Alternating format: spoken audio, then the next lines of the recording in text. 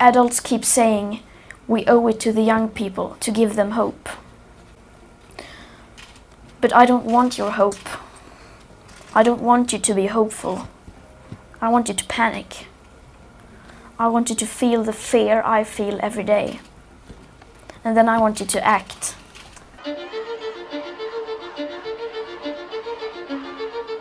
Greta is a 16-year-old girl who has inspired thousands, maybe even millions of people to stand up for both themselves and the climate. She thought everything was going in the wrong direction, and now she's become a really big role model for a lot of people. I look up to her a lot because I think it's so cool what she's doing. And it's time that we actually stood up for the climate and did something instead of just sitting around. The climate crisis is the biggest crisis humanity has ever faced, and yet it has been ignored for decades. The older people usually say that we owe it to the young people to give them hope. But we don't want you to be hopeful, we want you to panic. They say that they love their children above all else, and yet they are stealing their future in front of their very eyes.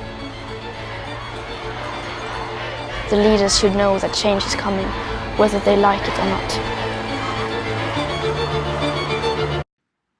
Greta Thunberg is really a good speaker. She's a kid that signifies something.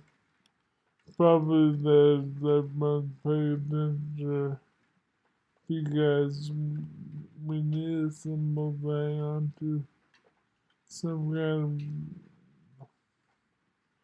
way to give voice to the desperate situation. And so I watched lots of videos by her this morning. She's amazing. 16-year-old. My favorite 3. I think she was born 2003. So she must be 16, yeah. If you want to know how your country's doing on its commitments towards keeping the global temperature rises to well below 2 degrees above pre-industrial levels, then you could do worse than checking out this website. It's called Climate Action Tracker, and it's got loads of neat and tidy graphs and summaries of exactly what's happening where you live and whether those things are contributing towards your country meeting its targets or not. There's 32 major countries plus the entire EU bloc in the tracker, and each country gets measured against one of 6 criteria. There's role model, which is fantastic, 1.5 degrees compatible, which is okay, 2 degrees compatible, which is also okay, and then we've got insufficient, leading to a world that's 3 degrees warmer than pre-industrial levels. After that, we've got highly insufficient, leading to a world of 4 degrees more than pre-industrial levels, and then critically insufficient, which is leading to a world of more than 4 degrees warmer than pre-industrial levels. A great number of politicians have told me that panic never leads to anything good. And I agree.